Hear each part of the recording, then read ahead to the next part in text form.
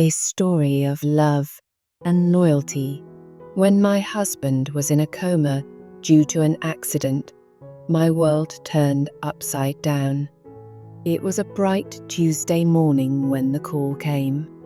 My heart sank as I rushed to the hospital, not knowing what to expect. The sterile smell of the hospital, the beeping machines, and the worried faces of doctors and nurses surrounded me as I entered the intensive care unit. There lay my husband, so still and fragile, connected to a web of tubes and monitors. My heart ached with a pain I had never known before. Days turned into weeks, and hope started to feel like a distant memory. I spent every waking moment by his side, talking to him, holding his hand, and praying for his recovery. In those dark hours, one person remained a constant presence beside me. Ryan, my husband's best friend. Ryan had been a part of our lives for years, often joining us for dinner and weekend outings.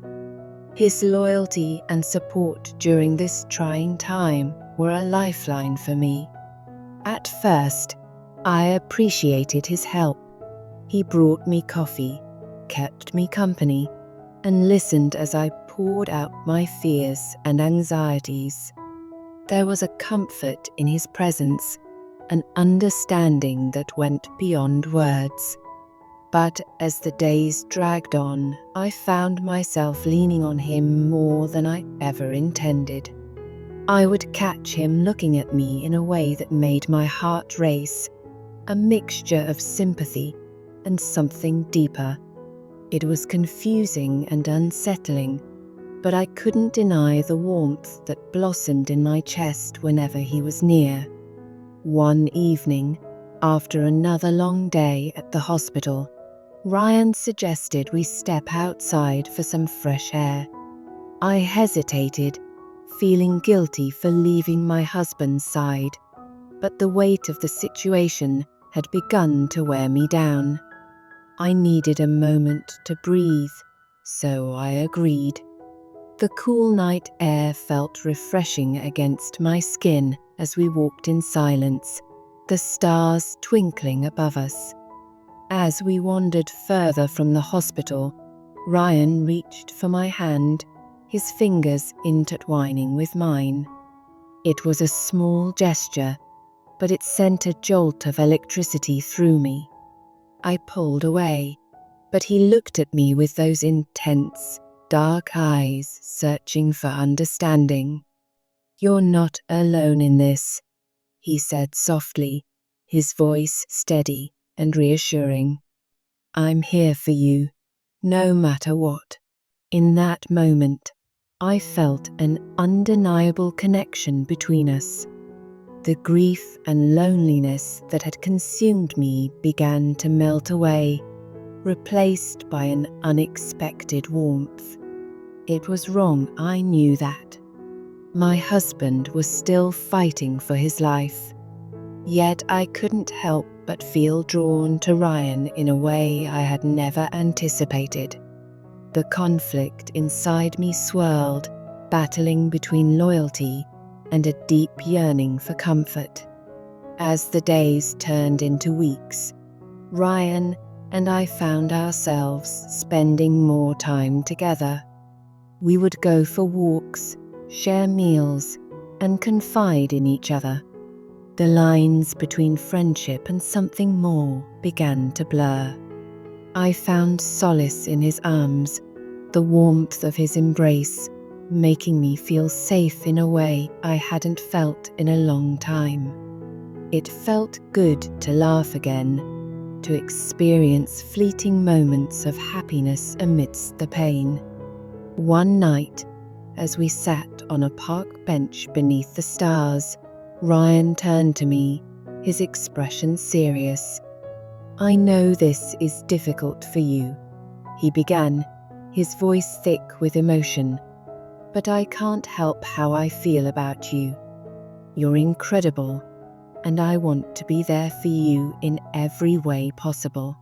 My heart raced as I met his gaze, a storm of emotions churning within me. I wanted to push him away, to remind him of my husband, but the truth was I had started to crave Ryan's affection.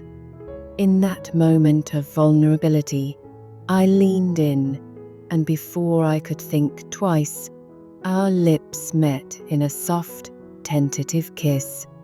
It was a kiss filled with longing and confusion, a moment stolen from the chaos of our lives. The world around us faded away, and for a brief instant, all that existed was the connection between us. But reality crashed back in as I pulled away, my heart pounding in my chest. "We can't," I whispered, tears swelling in my eyes. "My husband, I know," Ryan replied gently, his thumb brushing away a tear that escaped down my cheek. "But you need someone. You need to feel alive again." The words hung in the air, heavy with implication. I felt torn, grappling with the desire for comfort against the weight of my commitment to my husband. But the more time I spent with Ryan, the more I found myself craving his presence, his warmth. It felt so wrong, yet it also felt so right. As the weeks continued to pass, my husband remained in his coma, and each day became more challenging to endure. Ryan was my anchor during those turbulent times, always knowing when I needed support or a shoulder to cry on. With every stolen glance and lingering touch, the bond between us deepened, and my internal struggle became harder to ignore. One fateful night, the hospital called to inform me that my husband had shown signs of improvement. My heart soared with hope, but it was quickly dampened by the realization of what that meant for Ryan and me. I was caught in a web of guilt and confusion, unsure of what I truly wanted. As I rushed to the hospital, Ryan drove me there, his hand resting reassuringly on my knee. I could feel the tension in the air as we arrived at the hospital. The doctors had good news. My husband was stable, and they were optimistic about his recovery. But as I looked at him lying there, I felt a pang of sadness wash over me. What would happen to the connection I had forged with Ryan? In the days that followed, my husband began to regain consciousness, and the reality of my situation hit me like a freight train. I was torn between my loyalty to him and my feelings for Ryan. I couldn't help but remember the comfort and solace I had found in Ryan's arms while my husband lay unconscious. It felt like a betrayal, yet I had never meant for it to happen. As my husband slowly began to heal, he was transferred to a rehabilitation center. I was there every step of the way, supporting him as he fought to regain his strength. But Ryan remained a constant presence in my life, and with every passing day, the tension between us grew. One evening, as I sat with my husband, Ryan called me. "Can we talk?" he asked, his voice laced with urgency. I glanced at my husband, who was asleep, and made my way outside to meet Ryan. We stood in the dim light of the parking lot, the air thick with unspoken words. "I can't keep doing this," Ryan said, his expression serious. "I care about you too much to just be a friend while you're with him. You deserve to be happy, and I want to be that for you." My heart raced, and I felt the weight of his words settle on my chest. I could feel my resolve wavering, and for a moment, I allowed myself to imagine a life with him. But guilt surged through me, and I shook my head. I can't just leave him. He needs me. I understand, Ryan replied, his voice softening. But what about your needs? You deserve love too. In that moment, I realized the depth of my feelings for Ryan. I was falling for him in ways I never expected, and it scared me. I don't know what to do, I confessed, my voice trembling. You don't have to decide anything right now, he said, stepping closer, his gaze intense. Just know that I'm here for you, no matter what. As the weeks passed, my husband continued to recover, and with each improvement, my heart felt heavier. I found myself torn between two worlds, the one I had built with my husband and the undeniable chemistry I shared with Ryan. I began to question my choices, wondering if I was living a lie by staying with my husband out of obligation rather than love. One night, after a particularly exhausting day at the rehab center, I returned home to find Ryan waiting for me. I opened the door to see him standing in my living room, a worried expression on his face. I've been thinking about you, he said, his voice low and husky. I've been thinking about you too, I admitted, my heart racing. Before I could say anything else, Ryan closed the distance between us, cupping my face in his hands as he kissed me deeply. I melted into him, feeling all my worries and doubts fade away for those precious seconds. It was as if the world outside ceased to exist, and all that mattered was the connection we shared.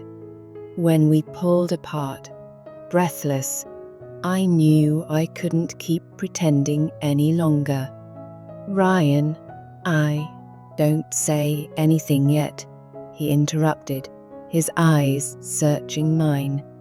Just let this be what it is for now. You don't have to make a decision. We spent the night talking and sharing our fears and dreams. I felt alive again, and it terrified me. As dawn broke, I knew I had to face the reality of my life and the choices I had to make.